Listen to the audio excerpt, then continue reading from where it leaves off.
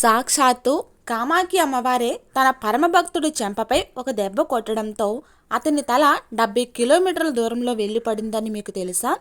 దాదాపు 600 సంవత్సరాల క్రితం కామాక్షి ఆలయంలోని కెందుకలై అనే ఒక మహా ఉపాసకుడు ఉండేవాడు.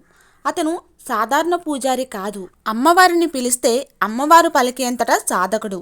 అందుకే అతనిని ప్రత్యేకంగా కామాక్షి అమ్మవారి సేవ కోసం ఆలయానికి తీసుకువచ్చారు. అతను వచ్చిన తర్వాత కామాఖ్యపీఠ వైభవం మరింత పెరిగిపోయింది. ప్రతిరోజు రాత్రి గర్భగుడి తలుపులు మూసిన తర్వాత అమ్మవారికి హారతి ఇస్తూ తన్మయత్వంతో ఒక ప్రత్యేక గీతాన్ని ఆలపించేవాడు. ఆ పాట అంటే కామాఖ్య తల్లికి ఎంతో ఇష్టం. అసలు ఆ పాట వినగానే సాక్షాత్తు అమ్మవారే ప్రత్యక్షమై దివ్య తేజస్సుతో అతను ముందే నాట్యం చేసేవారు.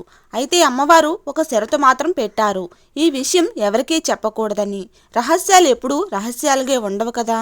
ఆ విషయం చివరకు కోచ్ రాజవంశానికి చెందిన రాజు అయిన నరనారాయణుడి చెవిన పడింది.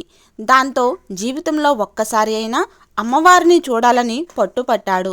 మొదట కెందుకలై ఒప్పుకోలేదు. రాజు ఒత్తిడి, ధనం, బహుమతులు చివరికి అతని నిర్ణయాన్ని మార్చేశాయి. ఆ రాత్రి గర్భగుడి ఆగ్నేయ మూల గోడకు ఒక రంధ్రాన్ని చేసి అందులోని నుండి చూడమని రాజుకు చెప్పాడు. ఇక కందుకలే పాట పాడుతూ హారతి ఇవ్వడం మొదలుపెట్టాడు. కొన్ని క్షణాల్లోనే గర్భగుడి అంతా దివ్య కాంతితో నిండిపోయింది. కామాఖ్య తల్లి ప్రత్యక్షమై నాట్యం ప్రారంభించారు. రాజు ఊపిరి కూడా పీల్చకుండా ఆ దృశ్యాన్ని రంధ్రంలో నుండి చూస్తున్నాడు. కానీ ఒక్కసారిగా అమ్మవారి నృత్యం ఆగిపోయింది. ఆమె చూపు నేరుగా ఆ రంధ్రం వైపు తిరిగింది. అంతే. జరిగిన విషయం అర్థం చేసుకోవటానికి ఆమెకు ఒక్క క్షణం కూడా పట్టలేదు. ఎవరికీ చెప్పొద్దు అని చెప్పినా డబ్బుకు అమ్ముడుపోయావా అని ఆగ్రహంతో కెందుకలే చెంపపై ఒక దెబ్బ కొట్టారు. కానీ అది సాధారణ దెబ్బ కాదు, సాక్షాత్తు ఆదిపరాశక్తి కొట్టిన దెబ్బ. ఆ దెబ్బకి కెందుకలే తల గాలిలోకి ఎగిరి కామాఖ్య క్షేత్రానికి 70 కిలోమీటర్ల దూరంలో ఉన్న కలేగలలో వెళ్ళిపడింది. అక్కడితో అమ్మవారి ఆగ్రహం ఆగలేదు. రాజు నరనారాయణుడిని చూసి, ఇకపై నీ వంశంలో ఎవరు నా ఆలయంలో అడుగు పెట్టకూడదు, నీలాచలం పర్వతం వైపు కూడా చూడకూడదు అని శపించారు.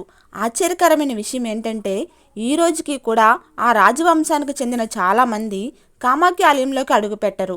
ఒకవేళ ఆ ప్రాంతం గుండా వెళ్లాల్సి వచ్చినా ఆలయం కనబడకుండా గొడుగులు పట్టుకొని వెళ్తారు. కామాఖ్య ఆలయంలో ఈ గాథ భక్తుల నోట ఈనాటికి వినిపిస్తూనే ఉంది. ఈ గాథలో మిమ్మల్ని ఎక్కువగా ఆశ్చర్యపరిచిన విషయం ఏది? జై కామాఖ్య మాత.